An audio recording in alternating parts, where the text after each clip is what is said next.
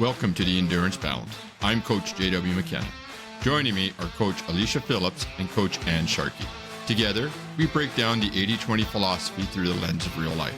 Our goal is simple, to help you fit the training into the chaos. Let's get into today's episode. Welcome back to the Endurance Balance. I'm Coach J.W. and joining me at the table as always are Coaches Alicia and Ann. Today, we're going to talk about, let's start that again. I don't know what we're talking about. It's our first redo. That was so good. I'm just like, just leave it in there. No, we're taking that out. You guys have enough JW Canadianisms that you bug me about. I don't need another one. Here we go. Look at that. I can mark the clip. Flutter those lips, relax your nerves. Woosah. It's never going to be the mark same. The clip again. Hold on. Welcome back to the Endurance Balance. I'm Coach JW. Joining me at the table, as always, are coaches Alicia and Ann. Your legs might feel fine, but why can't you sleep? Why is your heart rate spiked? Today, we're answering a listener question and doing a deep dive into the central nervous system. We're breaking down why physiological damage takes time to repair.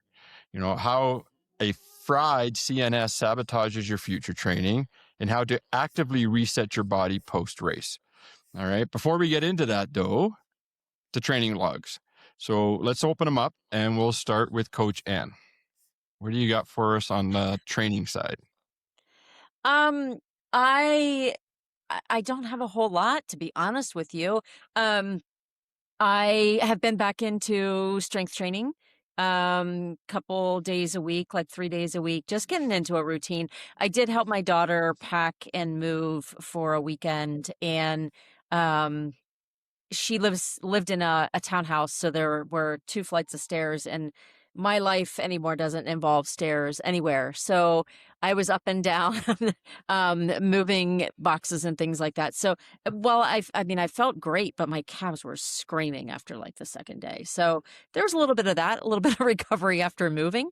But yeah, strength training, I don't have. Oh, you know what I did do? I didn't even tell you guys this in our little pre-meeting. I signed up for something that's brand new to me. And I don't know. Have you heard of dragon boat racing? Yeah. Yes, I used to coach team. You did? I did. Stop it. Okay. So I have heard about it. I actually have, some friends and athletes back in Kansas City that his mom did it. So, but whatever. So that's where I first heard about it. I had no idea what was going on. But we have this great Nathan Benderson park that's just south of us a little bit. And I'm not going to do it justice for what this has been built as, but it is a huge rowing complex that is used for a lot of like Olympic trials. Olympic open water swimming trials are held there. Mm-hmm. So it's this amazing venue. And they had posted on Facebook that they were offering it an 8-week intro to dragon boat racing. So I'm like, why not? I'm going to go do this. I'm going to learn. I'm going to figure it out and see what happens. So I start on Sunday. So that's kind of cool. I'll have an update on what that's like next podcast. So there's your Coach Alicia with more surprises for us. Okay, so I'm probably going to get this wrong and people will probably be yelling at the podcast, but were you like, if you said you had a team, were you like the person that stands on the front of the boat yelling at them to row faster? Or were you the drummer? None of that. Oh. I literally, it was back in my times when I worked at Under Armour, and they came onto the gym on Tuesdays every night, every Tuesday, and I trained it because if you guys learn dragon boat, you are either on the right side or the left side, or there's that one person that guides you. So you're very imbalanced, and they would train at the gym. So I worked on like core, unilateral strength, keeping them strength and conditioning. Yeah, but then they took me out. They're like, then I got a slice of it and got to like experience It was the Baltimore Dragon Boat Club. It was incredible. I have mad respect for them. It's not easy. And Oh, that right. person is like everything. You need that coach The one that's yelling at them. and like Really. guiding them. It's like in an orchestra, it's the oh conductor. my God. The conductor, The yes. conductor at the front. Yeah. It was such a hoot. That was such a fun, like, I'm just like, you saw how excited I got. That group, that community. I mean, it's just like so fun. That's so cool that you are going to become, what do they call you? Dragon I don't boaters? Like a a dragon dragon boat lady? boatee? I don't A dragon know what I'm boatee. called. Is I that don't going to have get a shortened goatee. when we drop the boat?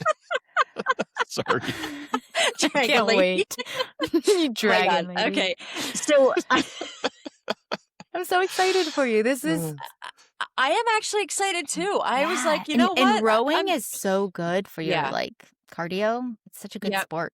I'm very excited, and it's Sunday. I picked Sunday at 5:00 just because of at work. I knew that I could make that one work, but yeah, I'm excited. I think it concludes, like, I think you have 7 weeks, and then the 8th week, whatever, there's a race. So I don't know, but I'm gonna be rowing a dragon boat. Well, that's kind of cool, like Yeah. it's taking fitness or off seasons or non-racing like in different Into directions, and sport. yet, I mean, you're still gonna have to train for that, right? And so, I mean, I was about to kind of ask you, it's like, how does your strength training look now, or how does any of your training look now that you're not training for something, but you do have something now?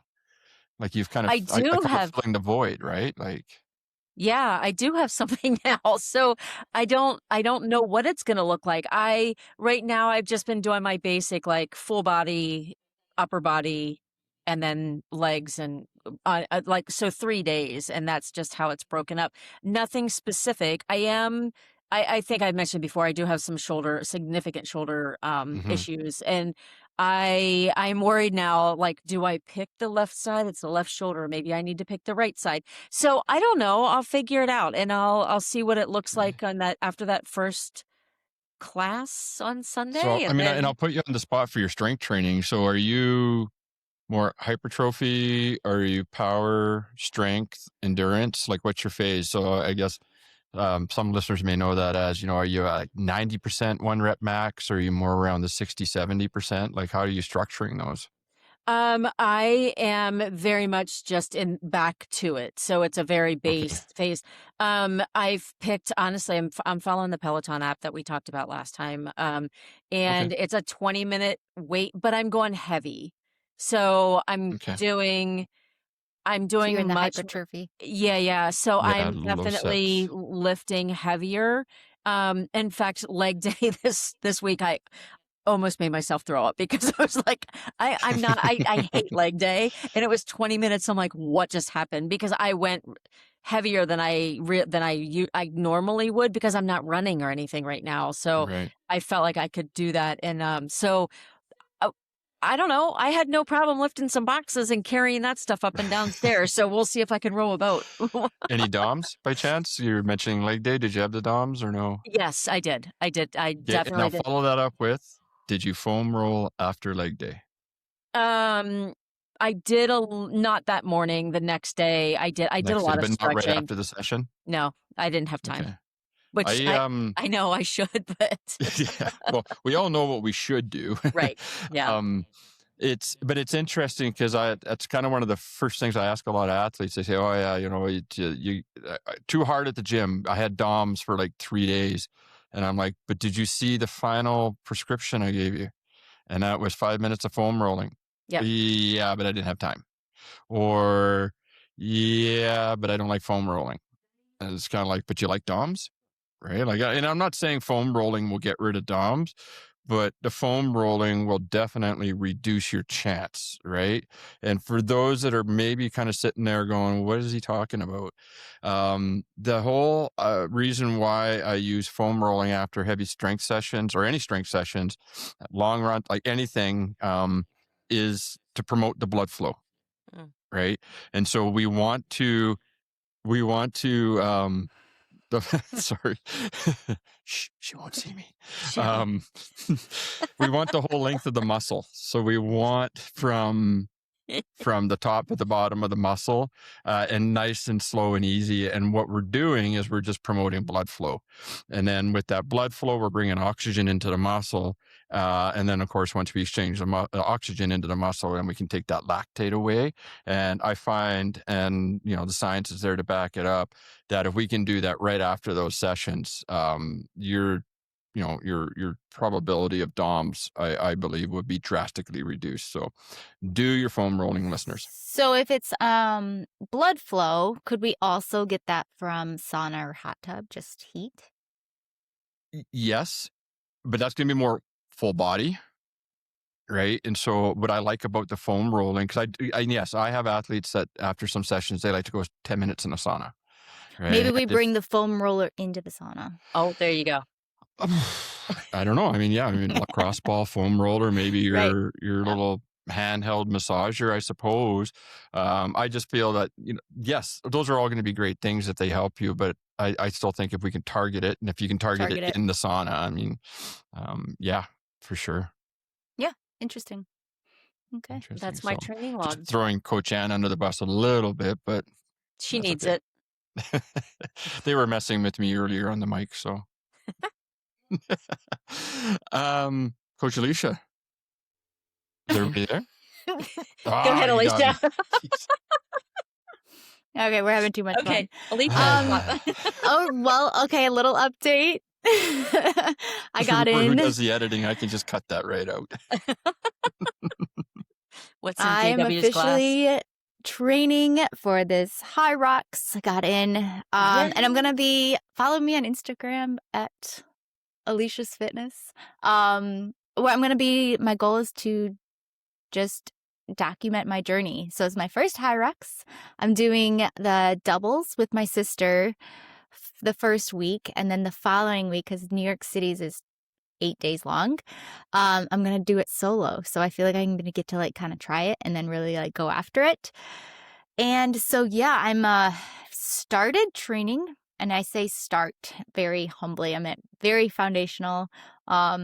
But I will say, and maybe you guys can relate to this, I've always, as a runner, I get plenty of endurance training, I get plenty of cardio in. So I like to kind of keep my strength training and my cardio separate. If I'm lifting, I'm lifting. If I'm doing strength training, doing strength training. But with Hyrox, it's conditioning. I am doing compromised runs, which is like running lunges, running wall balls, running ski erg.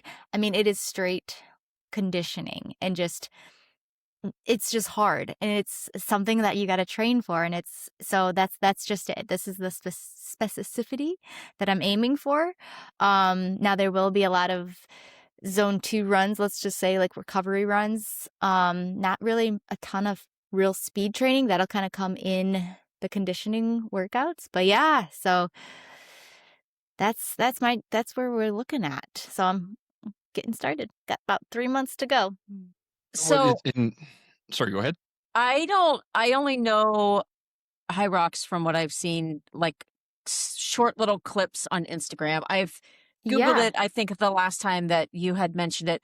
So is the format always the same? It is always the same. Okay. It is an 8K race. So there's 8 stations, if I believe that right. You run 1K, which is 1,000 meters, which is, it's a 1K. We don't have to do math. JW understands.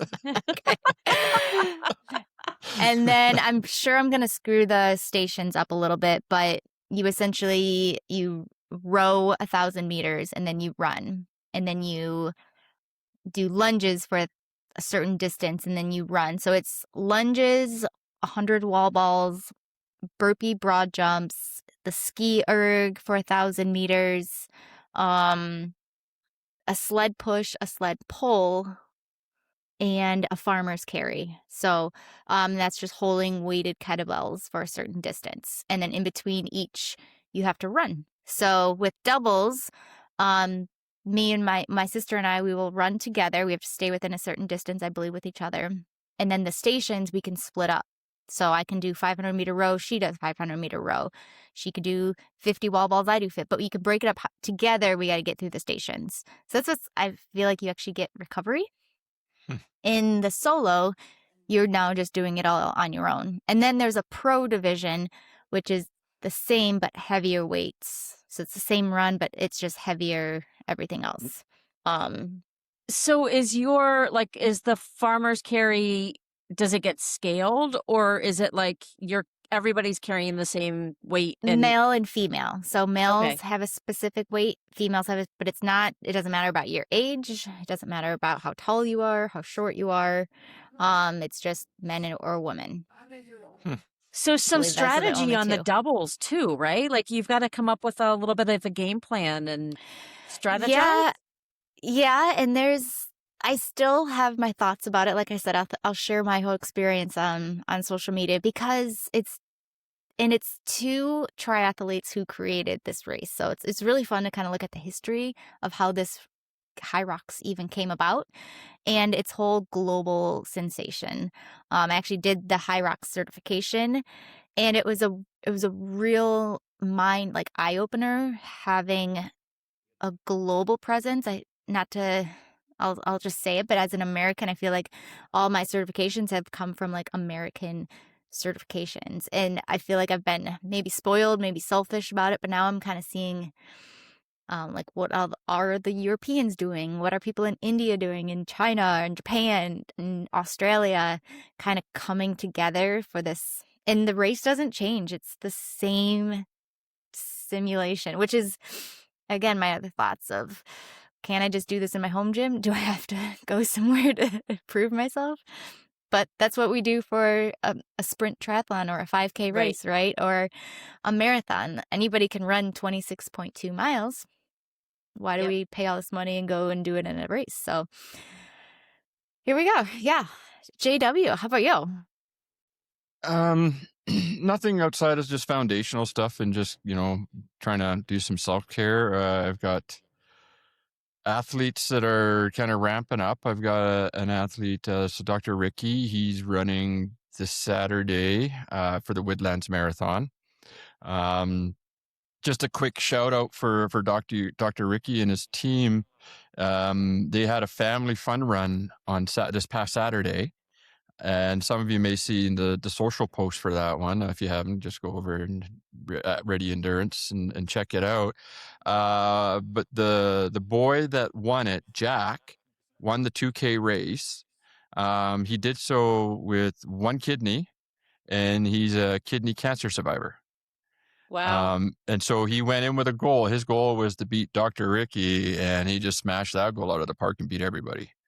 Right. So they got the big, huge shout out to Jack on that one, man. I mean, anytime anybody says to me or even myself, in the next little while, I'm just going to say, oh man, that's hard. I don't know if I can do that. It's just like, yeah, we can do hard things, right? Like just how bad do you want it? And I was even, sitting in karate today, watching Runa and Eirik, and Sensei Steve was, how do you get good?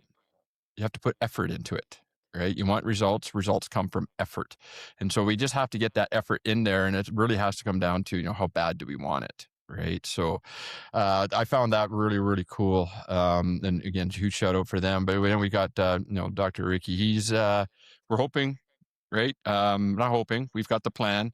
He's got the work in for 3:05 for him on his marathon. And when he gets that, he'll have unless Boston moves it, he should have his BQ. Nice. Right. But it's, his main goal for this one was, if I can do hard things, if the kids can do it, I can do it kind of attitude towards it. And of course, just pushing those limits. And then, we've had some conversations around afterwards with some of the other athletes afterwards too. And this is always interesting. I always tie it back into not wasting the fitness you build. But when a lot of these athletes are done, we're asking them, what are you going to do when the marathon's over? You're just going to not train anymore and then wait till next year and then start again back at ground zero. Right. So, athletes who take time off, once we hit about that 6-week mark of not really training, you're considered deconditioned and we got to start all over again.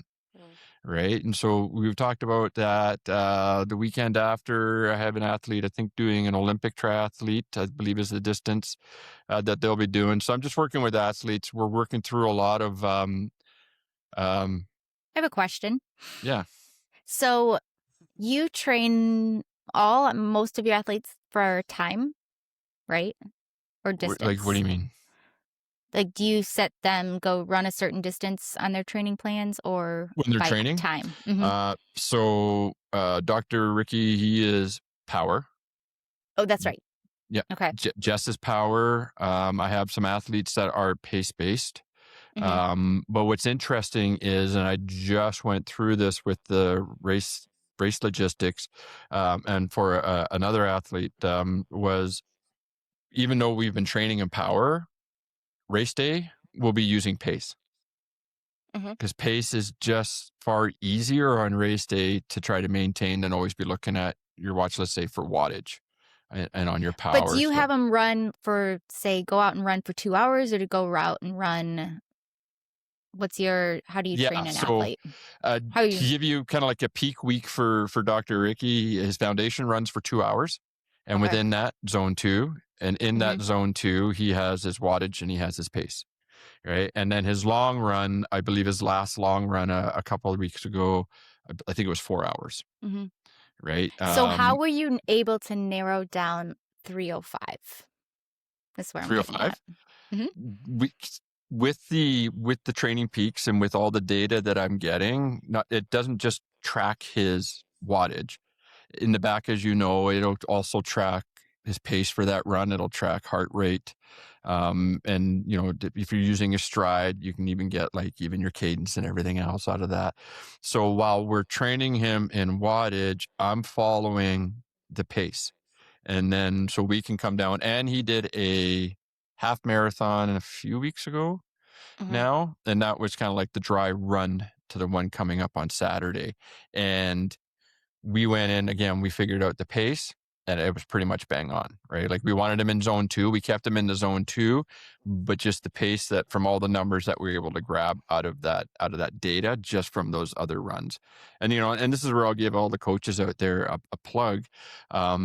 Yes, self-coach athletes, there are plenty out there that can do that, and they do it well and successfully. Most self-coached athletes, however, if you don't have a coach, you miss out on some of that knowledge and that experience and that race logistics and just figuring out those numbers for you. So, and that's kind of what I do for my athletes, is about their training in power. With Jess coming up, in 16 weeks, right? Or sorry, 20 weeks. 20 weeks when we get into Sinister 7, even though she's been training with power, we'll have an overall goal time for the race. We'll break it down to paces, but we're not breaking it down to live pace. Like your current now, what's your pace? It's going to be like, okay, for leg 1, we want you overall to be at, this XYZ pace. Right. But don't look at your watch necessarily in it. When you get to the TAs, we're going to say we want you as an average or the aid stations. We want you at this average when you get here. If you're not there yet, then we either need to pick it up. If you're ahead, slow it down, because we don't want to burn the candle at both ends, so to say, because you still got another, 12 hours out there. Yeah. All that to say is there's a lot of good marketing out there. But I think if you wanted to just buy a plan that says, if you follow this plan, I will get you to a sub 3-hour marathon. I think if you just bought that, the likelihood is you would probably fail or get injured. So yeah, which is unfortunate, right? Because there is a lot of athletes that are kind of doing that now, and then this is going to be another whole episode, I know, is let's get AI to make a plan. Yeah. And for those out there, if it's working for you, cool, right? But what the coach can do, though, is, what AI can't, at least not yet, is look at that. Are you overtraining? Are you fatigued? The other thing I look at is, even though I don't train with heart rate, I've mentioned it before, it will always be the check engine light. So if you go out and you're on a foundation run and I see your heart rate is spiked and it's on a fairly similar course that you've done before where it wasn't, I start to ask the questions are you sleeping? How is your sleep? Right? Is there something changed in your life? Is there work stress? Do you feel like you might be getting sick? And, depending on the answer that comes back from that, it might come down to, do you think we're overtraining? Do we need to give you a day off, or do we just need to dial things back for a few days? Mhm. And so the coach gets to see that for the athlete, whereas they're more focused in on the numbers. And like you say, they tend to burn out, unfortunately, I think. And I'm not sure about the both of you, but I typically don't write any more than a week ahead on a plan. Right. And Mhm. even then, there's always a caveat that it may change based on how some of those sessions are going. I agree with you. I I prefer to only do a week out. I do have some athletes that want it further out because they have things that they have to kind of plan around, especially when I'm in Ironman distance, Hmm. or even marathon distance. But I will I will take when I have an athlete that has wants a race, I will upload kind of a template, like a basic my built basic plan, and then I'll hide everything, but then I'll adjust as we need to on the back end before I unhide it. So the plan is Mm, already there, but there are some athletes that need to see like a month in advance to plan for whatever. I'll unhide it, and with also the caveat of this is going to change, but yeah. the idea is this is about the time that you can commit to each of the three disciplines. I totally agree. And that's kind of what Yeah, I tell them. It's just like Tuesdays is a speed day, or sorry, Mondays is your speed day. So plan a 45-minute to 50-minute speed session. yeah, Right. And if you're doing strength, you're going to have an hour strength that day. The specifics of the session, if they're not there, at least you know the time. Right. Yeah, And, sometimes I'll lay out like a month ahead that long run, especially like for my marathoners, yeah. just so they can plan ahead on those. But otherwise, mhm, it's kind of known of like this day's your rest day for the most part. Yeah, same. You have a speed day, a threshold day, easy day, and then, but obviously everything's a little specific to them and the Yeah. weather or the nature of the things. Lately, and over here, it's been a little very cold and snowy and. We've been doing a lot more bike sessions, having to just, Yeah, fill in treadmills the and blanks. bikes. Yeah, we got like maybe just under a foot, I think, of that storm where I think you said you guys got about just under 2 feet. Yeah. So it's still winter Mhm. for us, so it's to be Yep. expected, right? Like if the snow wasn't there. The only thing I'll end off with is I want to just kind of throw out some good vibes. Runa will be testing in karate on. So this will come out Friday. She'll be testing on Saturday for her either orange or depending on how well she does, she'll do orange or orange with black stripe Nice. for her karate. So it's her first testing as an adult, as we call it in karate, right? Because anything from 10 and above, at least at the dojo she's at, I don't know if that's all karate. I won't pretend to know, but I know for her, she's now graded differently as an adult. But so she's got that going on.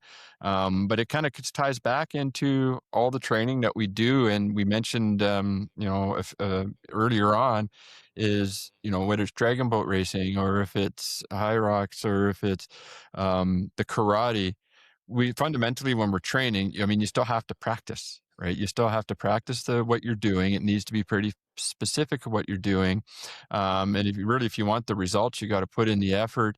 And I'm working with her right now. Yes, she's 10, just turned 10, right? But we're working mental work.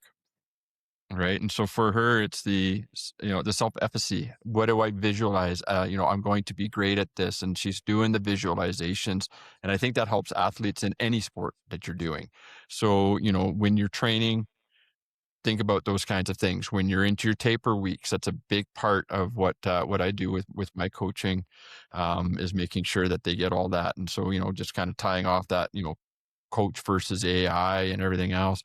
If you're on the fence, definitely. I mean, a coach can help you. I mean, I'll throw the plug out there. I believe all three of us have room on the rosters. Yep. Yeah. So just throw it out there. Cool. Anything else on the training side? I mean, That's a lot. That's good. Just, I mean, I'm really looking forward to following both of you on your adventures. Adventures, yeah. Here are a couple of triathletes going in a different direction. Yeah. Yeah, it'll be Ah. very, very interesting. Cool. I know we have at least one listener because we have a question. This came in, right? This came in from Bron, and she had a question, and I loved it. So when Alicia said, "Hey, I got this question. What do you guys think? Should we do something on an episode on it?" And I'm like, "Yes, absolutely. I love it." And we all agreed pretty quick on it. And so Bron wrote to us, "Hello, can you guys do an episode on the Endurance Balance podcast about the nervous system resets after a race and how it impacts your training, etc." She has been doing some reading about it, and her mind is blown. Right? Never paid attention to these things. Love the podcast and would love some more insight if you have it in you. Yes, we will always have something to say.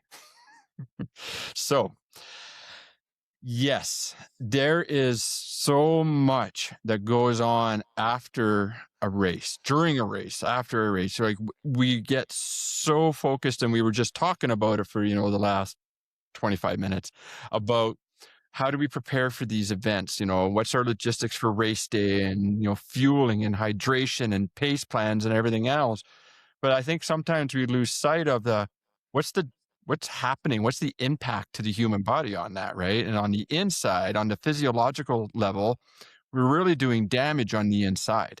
And there's different levels of that damage, right? So we're going to have the muscular, and what Bron is, kind of referring back to now is going to be the nervous systems. And so we're going to talk about that heart rate variability. And a couple of podcasts ago, or episodes ago, sorry, I talk about those three markers. I have three things that after, so when my athlete has done this marathon, when they're done their 70.3s and their Olympics and ultras and everything else, minimum 3 days afterwards, I prescribe a 1 hour walk. Right. And everybody's like, okay, well, if you think I need it, but I'm probably, I'm a veteran, I'm an elite, I'm in the, whatever, go do three days of 1 hour walk. And then when they come back to me and I say, okay, and if they're ultras, it's going to be longer, right? If it's an Ironman, a 70.3, it will probably be minimum 5 days of walking before we even start talking about return to training. And those, if anybody forgotten, those three questions that I always talk to them about, or those three markers, is your sleep back? Is your hydration back? And is your nutrition back? And I think what we're going to talk today is going to expand on why I asked some of those. So Coach Alicia, where would you like to start? How do you deal with your athletes on, the CNS and everything else that's going on and the repairs and the damage? Yeah, I mean, it doesn't even have to be after a race. It could be in training. It could be, think about, for some, maybe not for always. For me, I actually get excited going to the doctors because I'm like, ooh, I get to get blood work. That's so. Some people, like, the thought of going to the doctor works them up. Like, think about, or if you're having a job interview, you get super nervous, your heart rate goes up, you start sweating, or public speaking is another one. You're just standing there technically, but your mind is racing, your heart, your body is doing things that are stressful. Let's just, so I always take in physical stress, life stress, internal and external factors can all play a role in everything. But listening to those cues. So whether it's through breath work, through music, like calming music, proper sleep habits, having all of those foam rolling, sitting in the sauna, things that can calm you down to unwind you, those rituals, I guess you can call them, that whether it's like after a race or after an easy run or after a training thing, those habits are still instilled. So it's like, okay, now I'm going to stretch. And while I'm stretching, I'm going to focusing on breathing. For me, one of my like kind of favorite down workouts, like when I'm not training per se, I love going to like hot yoga.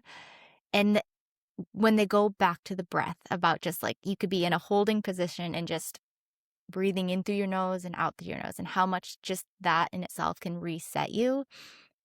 It's pretty powerful, actually, when you think about it. And then, but can you use that in the moment when it's really hard? So if you're climbing a really, or you're in a really hard interval, can you go back to your breath or your form? A lot of times I'll talk to myself. I'm like, okay, relax the shoulders, drive the knees. I'll say things out loud. I flutter my lips. Flutter your lips. You know? Yeah. True story.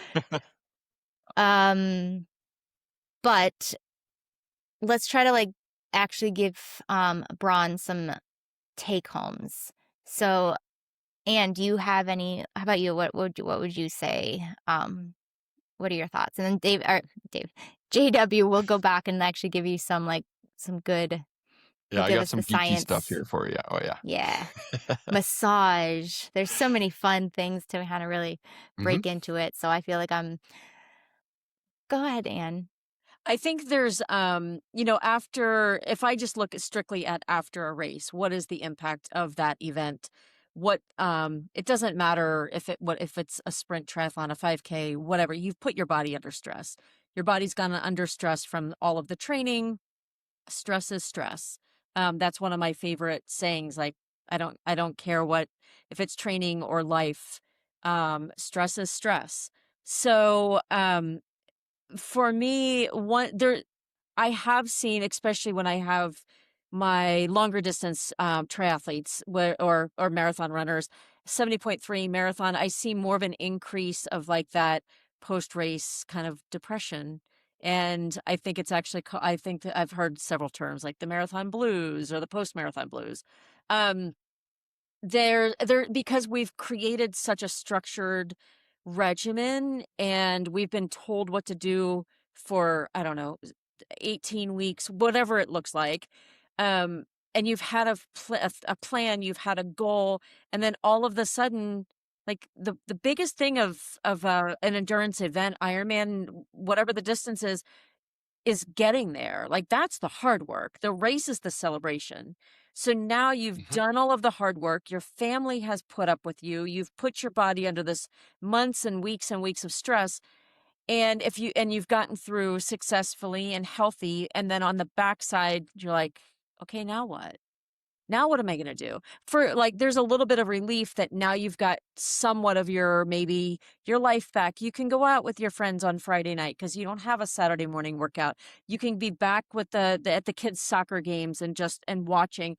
You're not trying to fit all of these pieces in, but at the same time, like you're losing a part of like what you've done for so long. So then your body also, so mentally you're feeling that your body's also resetting.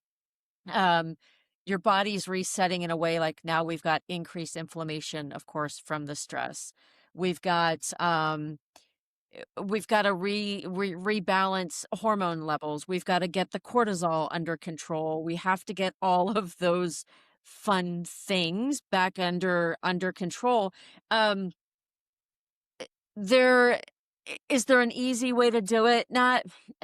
It's time. It's patience. It's I can tell, yes, yoga is one of my favorite things. If you need something to do, if you just need something to create the habit, I will put in a walk, usually at least the week after an event. I don't put anything in. My athletes then at that point know, like, I leave it completely up to them. Get up, go for a walk, don't sit around. A lot of times there's travel back home involved. So they may spend a week at the race, or like a day or so at the race site on the backside. Sometimes they plan a vacation on the backside. And then I'm like, yes, swim, go for a ride or on a beach cruiser if you want to. But you have to give your body that chance to to reset both mentally and physically. I don't know if that helps. That was a lot of. Oh yeah, I mean, it makes total sense, right? Like I like to put the runs in, or the walk, sorry, in after the event, and just because it does, I want, like, to me it's non-negotiable. It's they have to do it, And some of the science that we're going to explain here in a second supports that, that walk, that swim, that whatever just needs to be done. It's just anybody can walk. I mean, if you can go run an Ironman, if you can go run a marathon, you can get up and go for a walk the next day. Right. And it's almost like you have to get up and do it. And what Bron is kind of referring to is that it's the neurological or the CNS, right? So the central nervous system is in there. And we're going to talk about the fight or flight or the rest and digest here in a second. And again, this is coming right down into the, the data, the geeky, the science side of it.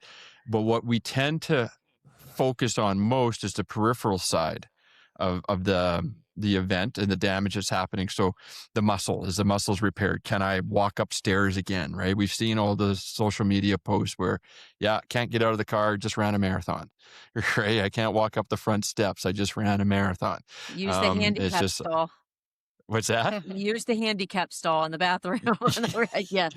Right. I'm telling you, right? Yeah, it's a fact. And it's crazy. And it's, and when I bring just a side note is that when I bring a client on and we decide what their goal is and what they're training for, I tell them one of the big goals that I have is that when you finish that event and you're texting me, you're calling me, or you're doing your video call, it is like that. I want to hear them say, that was an awesome race.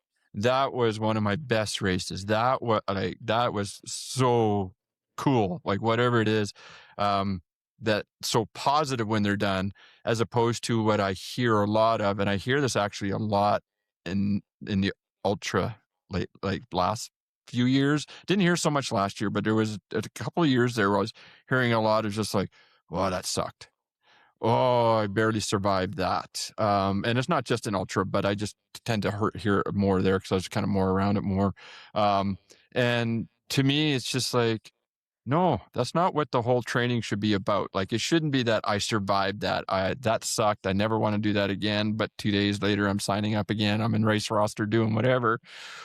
It's got to be, man, that was so awesome. I want to do that again. I want to beat a better time. I want to whatever. So going back, to the science of the CNS or the CNS, the central nervous system fatigue, is that it is very real, right? And so you think about, what's an average Ironman time? Oh, I say 15 hours. 15 hours. hours. Perfect, Yeah. right? I was going to throw that out there, but 15 hours. Yep. Think about you as an athlete. You are out there for 15 hours. Your body is in like ultimate max mode. Like, how far can I push this to the max before it shuts down? And a lot of in the central nervous system, really, I'll bring it back to trail running. It just thinks for 15 hours, there's been a bear chasing you, right? Go back to the kind of the caveman days, if you want to call it. And there's some big mean animal that wants to eat you, has been chasing you for 15 hours. And that's why you've been running or put the body through that stress for 15 hours. So the central nervous system goes into that whole fight or flight mode, right? So we're releasing that cortisol, we're releasing all these other effects in, the brain is, shunting, again, we're shunting away blood flow from like digestion so that the muscles have oxygen so it can keep running away from the danger. And it's really kind of, if you want to bring it into like just a really basic term, is that 15 hours you've been running from danger. And what we kind of got to do with that central nervous system is that we need to say, we're not in fight or flight anymore. We're in rest or digest. You can calm down. I am not trying to kill you anymore. And that's another way to look at it, is the body thinks that me, JW, as a person for the last 15 hours or 10 hours on the course in an ultra or 30 hours, it thinks that you've been trying to kill it. And so it goes into that self-preservation mode. And so this is where you're getting a lot of that central nervous system fatigue. And if we're in the fight or flight, digestion, as I already mentioned, is compromised because we're taking the blood away and we're giving it to the muscles so that again, this is where the muscle often repairs faster than the rest because it's still shunting that blood away and still giving the oxygen to the muscles to repair. But now you can't digest anything because the blood's not there to help you digest. So that's my question. are you eating properly again? Because if you're not eating properly again, then we're still in that fight or flight mode. We're not in that rest or digest. That's kind of one way that I explain it. And then even with the nerves, we get into the myelin sheath, right? And so when where was my note on that one? When we're in that one, the myelin sheath ends up being, stressed as well during exercise. And basically with that, I'll find the note on it. It's with the myelin sheath though, and the effects that the endurance event has on it, those signals back and forth from the brain to the muscles are also slowed right down. Right. And so that's why we can also slow down the physical and the neurological repair, as we call it, after an event. So even kind of coming back into, are we sleeping properly again? Right. Because, again, as all our cortisol levels up and the Well, yeah, melatonin. think about the last race you did. You probably maybe took some caffeine gels or any kind of caffeine that obviously upped Mhm. everything, got you going through. Yep. But think about when you finished the race. Were you like, give me all the food? I don't know about you. When I finished my marathon and they had this amazing buffet of like cookies and bananas and pizza, and I like the thought of like eating, I was like, get me out of here. But that's Yes. probably the worst thing that you can do, right? I mean, as much Correct. as, but your body is like literally wanting to reject all things, which is again another sign of stress. So something we can do with our nervous system is just try to down regulate it. So get fluids in, get carbs in, tell your body that you're safe, right? Walk. Okay. The last thing you want to Yes. do is just like crash. We want to still move, get the blood flowing so it can now rest and repair. It's not in fight or flight, just like JW said, and breathe. Like literally just open up the lungs, exhale. Like, Yeah, like get some yoga in there. And I mhm. guess really where I was kind of going with the compromisation to the myelin sheath on the nerves and this that pathway back and forth from the brain, to the spine, to the brain, is a lot of athletes after the events, because again, that's another marker that, and those pathways aren't fully repaired yet. So it's taking longer for your brain to say, hey, you're about to trip on that root, pick up your feet. Right. And so then we kind of trip on the root. So you may be seeing some of that.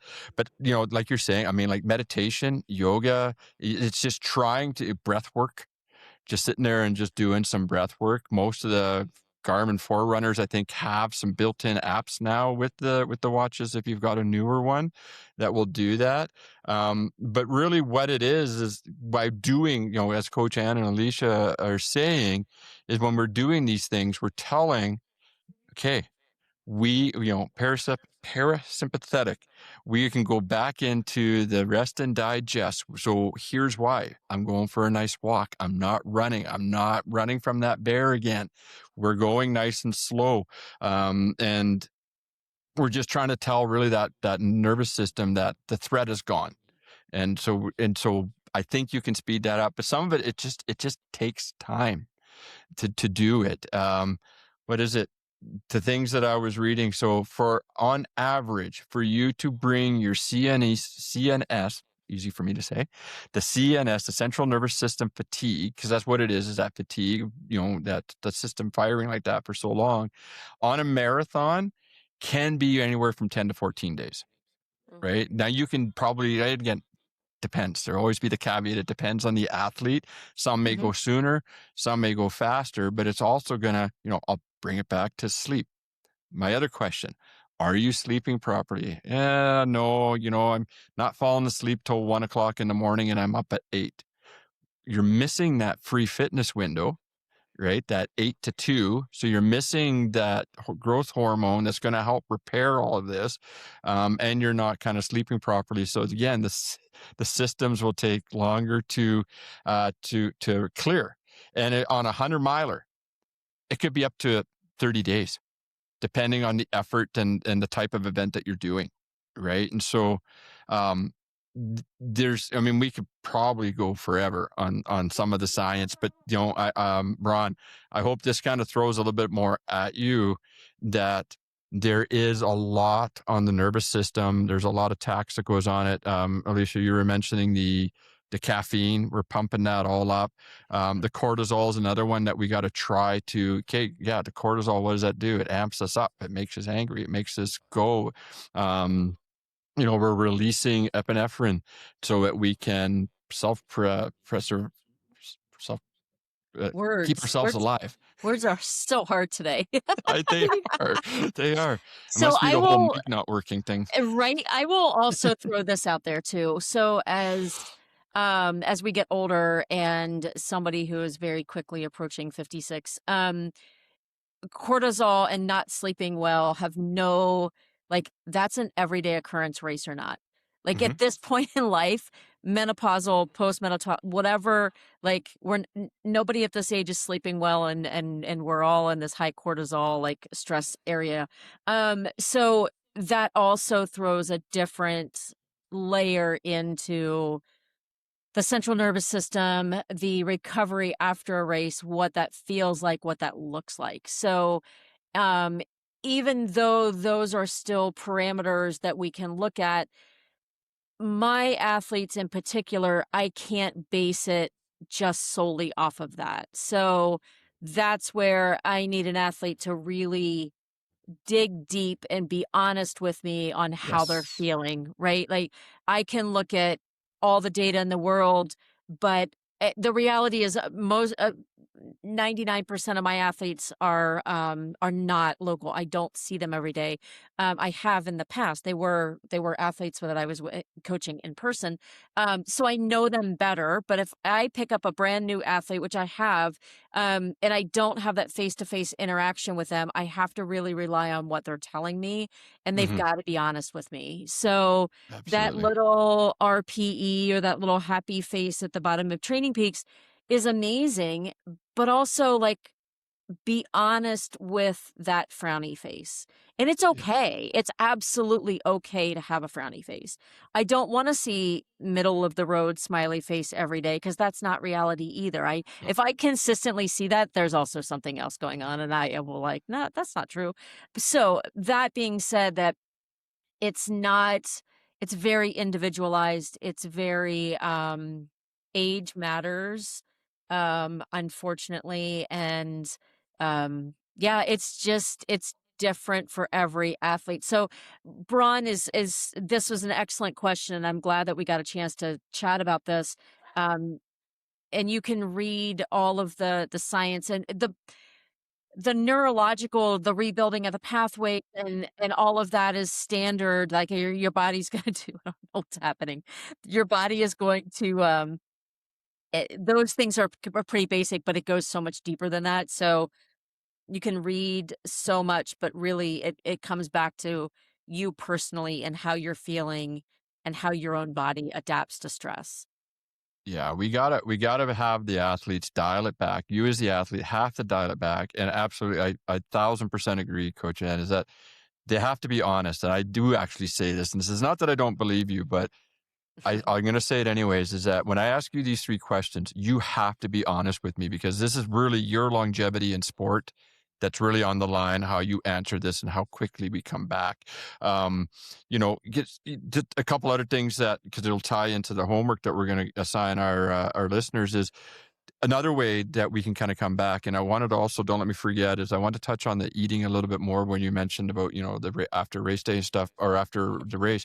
But you can look at your heart rate variability, right? And so you're looking and during all your training, yes, it's going to be slightly different after you're done the event if you're not training, but for the few days afterwards, what's that heart rate variability like? Is it very low, right? And so have a look at that, but probably more so, I'd like to look at resting heart rate, Mm. right? Because again, if we are in that fight or flight phase or mode, our resting heart rate will also be elevated, because the body's got to be ready to go at any second because we're in fight or flight. And so the kind of the marker that I will use is anywhere from 5 to 10 beats more on average per minute. And if your resting heart rate is still elevated by that much, you on a the neurological or the central nervous system fatigue, you're not ready to come back yet. Right? We need to bring all that back in line. So have a look at that, and again, we'll tie into the homework afterwards. But so there's a lot of things, and again, I'll tie it back. Unfortunately, a lot of self-coached athletes miss the post-race stuff. And then I hear some of these athletes just say, I really don't have a desire to do that again, because maybe the recovery part wasn't great and left a great feeling potentially that way. But yeah, or they didn't have the race they wanted because of other factors as well. For I'll sure. also add on to that is just also like take a note of your mood and your motivation. Like, are you still excited about your training? Are you motivated to keep going, or do you kind of just want to hang out on the couch and be with your feelings? And then that also goes into your workouts. Are your workouts feeling sluggish, or are you overly wired during your workouts? So those are, again, some more key things to just listen to, follow, take note of. Absolutely. Dehydration obviously can play a factor in like your elevated heart rate, and that's another thing where I think carbs can really come in. I always say to my athletes, if you're finishing your workouts and you just have that like headache and you just want to sleep, sometimes it's okay, but for the most part, that's a sign of something's not right. Whether you are underfueled, underhydrated, under-recovered. Yeah, absolutely right. Like, and definitely, and we got to be careful too, is that you don't want to overhydrate after a race feeling that way too. I'll always go back to, and I've always said this, is that generally, on average, the body can process about 1 liter per hour of water. Again, everybody's going to be different, but if you view it as you can only process 1 liter per hour, drinking 3 liters right after a race because you're so thirsty, it's not going to work. You're going to overhydrate, and you're going to have a whole bunch of other problems with that one. So just making sure you have a great hydration plan. And please, if you drink to thirst, right? I know a lot of coaches in the past have done this. I've had coaches in the past that do this and say, just when you get thirsty, drink. There's enough science out there that tells us now that you can be 10 or 15% dehydrated by the time you feel thirsty. So my other big platform that I preach all the time is that water itself is not hydrating. Yes. So that was actually, it was a conversation in our office today, as weird as that is. But water itself is not hydrating. So when you're strictly drinking water, you're diluting what you're putting into your body for fuel. You've got to have something else in it, some sort of electrolytes. Even your bottle of water on your desk, if you just put even a pinch of salt in there, or have a banana or like a salty snack with it, that helps with the hydration. So that is another episode that we will actually tie into next week's episode with follow up on that one for sure. Absolutely. But it's interesting because I just had a WhatsApp group question on that and say, like, how do we hydrate for the race? And I said, like, first of all, in race week, please don't change anything, right? Like, what you've got set is what you got set. So don't change it. I said, however, and this is because it ties back to a lot of episodes or to previous episodes that we've done, is I'll go back to the blood work. So I do BioSteel. Like, that's no secret. We use BioSteel in our training for hydrating. And I do 1 scoop a day. So I use it even as maintenance. Yeah. But using it in maintenance through the blood work that I've gotten once or twice a year, it supports that. It's replacing what I need. And really, that's what Coach Ann is trying to tell everybody, is that put something in there, because, like, you need the sodium, you need all those electrolytes to get back. And of course, having 3 or 4 different ones, like, you need the magnesium, you need this, like, so there's all different parts to it, really. And it is another full episode, but it is something that I do as a maintenance. It's been verified or confirmed through the blood work that we've done. That is a good strategy to have. But you do need the clean and the electrolyted water. right? And so again, you just need to be able to balance the two. But I do think I agree, and is that it is absolutely paramount afterwards that you make sure you bring those up. And what you're saying, Alicia, if you have the headache, you're probably underhydrated. You probably need to get some stuff back. And when I was running as a first responder and we're running medicals or something like that, and if it was hot and it was a sports related event, oftentimes it's like yes, I don't necessarily agree with the commercial sports drinks, but it's better than nothing. And we get one of those off the rig and we give it to them and just say, here, drink this. And all of a sudden you can kind of just see the flushness go away a little bit, and they're the headache's going and their alertness comes back. So there's got to take care of ourselves out there. So anything else you want to add? And I know before we started the show, Alicia, you had a question about stacking A races and central nervous system and everything. Did you guys want to touch on that for a few minutes, or do you want to save that for another episode? We're already at an hour. It's up to you guys. Doesn't take long. Does not.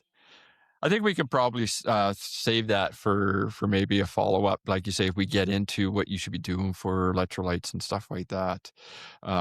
Any other thoughts on, the other note, I guess, that I had, if you're thinking about any other things that you want to follow up on, is, and I touched on it already, is the sleep, right? The sleep is, you need it, right? And again, when you sleep is going to be important as well. We've established that. But really, the sleep is the ultimate weapon, as we kind of call it, is that I'm probably going to, if I try to explain it, I'll probably get it wrong, but it's the HPA axis, right? So when we sleep, the hypothalamic pituitary adrenal axis is what it is. It recalibrates. And so when we're sleeping, this also helps with the CNS and recalibrating that. And so a lot of these systems are going to be intertwined. And so for the smart people out there like Dr. Ricky, please let me know if I said that wrong. Yeah, think like a newborn. How much does a newborn sleep? Because its system is working in overdrive to grow and build. Oh, absolutely. You would never let a baby sleep for 1 hour a day or 7 hours a day, right? They need 20 hours a day, essentially. Like it's, and it's so. It's funny. I learned something about, and this is kind of the same thing that you're talking about newborns. And with my job now, I have brand new puppies. And I learned, this makes so much sense, that when the puppies are sleeping, you know how they kind of twitch? That's actually like their little growth spurt and their little neurons firing. And that's what they're like, everything's firing and they're growing and they're learning. So much like a human, you're retaining all of that. The little puppies are too, and it's super cute. Yeah. I'll end too. I think one of the biggest mistakes we as athletes, as human beings, we return to running based on our legs feeling good instead of our mental readiness. So, and I think I'll come back to that. I'll also agree. I think it comes down to like having a proper sleep rhythm, like just reestablishing quality sleep. Yeah. Definitely. Return to training, return to sport after a big event, whether it's your 5K or it's your full Ironman. They're all big to us based on the training that we put into and what we're getting out of it. You have to have that physical, that mental. The mental is a huge one as well. And of course, like, the central nervous system, physiological and everything else to go with it. And, you mentioned, so even if we go 14 days after a marathon or 10 days after a marathon, and now we want to try to run again, I will come back to the athlete and say, on that zone 2 foundation run, what was your RPE? If it's a 7 or higher, you're not ready to come back. And again, this is, Coach Ant, this is where they have to be honest. Yeah. Right. Yeah. Be honest on what it is. But if you're, for an example, you're running a 10-minute mile pace, right? And if that's, your zone 2, but you are a 7 or 8 in there, you may not be ready. Again, it's going to be, that pace is going to be based on the individual, but you have to come back and say, okay, I'm running my first foundation run on the way back, nice, easy into it. And if I'm that 7 or 8 on something before was a 1 or 2, you're not ready. Yeah. Do you have homework for the listeners? Yeah, we're going to have some homework for the listeners. So we talked about you can't rush the prepare process. I think we got that, right? Like, so Bron, yes, we have some information for you on our thoughts and how we want to repair, right? Your body really at the end of the day is going to keep the score. And no matter how much or how hard we want to come back, if we have those stack day races where we only have 3 weeks or 2 months in between, we still have to respect the body, right? So your homework basically for the listeners is going to be audit your sleep and your resting heart rate. Get a good understanding of what it is. Yes, I know everybody's like, okay, what's my resting heart rate? Yeah, I got it. It's elevated and everything else. But I want everybody, this week, I guess next week after they listen to this on Friday, start thinking about what is it actually? What is my resting, right? And you're resting when you wake. I take my resting heart rate, the true one that I believe is when I wake up in the morning. That is, I've been laying down, the body is totally at ease, right? Like I'm not sitting up and doing a resting heart rate, because that will be different than if we're lying down taking a resting heart rate, all the other things, but be consistent in what you pick. So whenever I'm going to use, hey, what's your resting heart rate? That is what mine is at 6 o'clock in the morning, every morning when I wake up. I'll look at the Garmin or whatever and just say, okay, what do you tell me is that number? And that's the kind of the one I want to go by. But I want the listeners now to start thinking about what is that actual number. And what your sleep is like. Have a look. When am I going to sleep? What am I doing? What's my sleep ritual? Kind of, what do I do before? Is it answering emails like crazy before work? And am I just sitting down and writing my to-do list? Am I doing some relaxing yoga? Whatever your routine is, and you're going to notice that I can almost guarantee is going to have an impact on your resting heart rate when you sleep. So start auditing your sleep, start auditing your resting heart rate, and then you'll actually know when you are in that rest and digest. So that when you go do, as Coach Alicia was mentioning, even if it's just your long run, a hard session, your speed work, and then in the morning, you notice that resting heart rate is really above, maybe that day you just take it easy. Say, hey, coach, I'm still, my HRV is not there. My resting heart rate's up. Maybe that session I went too hard is okay if I take today and run walk, right? Or whatever it is. And so audit that, have a look at it. Love for everybody to drop into the comments, DM us, let us know what yours is. But if you don't do that, at least do it. Any questions like Bron had sent over, send them over. You can find us on the Instagram. There'll be links in the show notes here. I think I'm going to put in a poll for this episode too. So go check the show notes and see what the poll is, and we'll ask you. Maybe that's where I'll put. That's where you can let us know. Are you auditing your sleep in your resting heart rate, and are you kind of in tune with it? But really tell us in the comments what your body is telling you when you're in your training cycles. I'm Coach JW. Respect the nervous system, right? Do the reset and fit the training into the chaos, and we'll see you on the trails. You're amazing. Sleep tight. That's a wrap for this week on the Endurance Balance. If you enjoyed the conversation, do us a huge favor. Hit that follow or subscribe button on your podcast app right now. It's the best way to support the show. And hey, we want to see your chaos. So come find us on Instagram at The Endurance Balance and drop us a DM. For Coach Alicia and Coach Ann, I'm Coach JW. Thanks for listening, and we'll see you on the trails.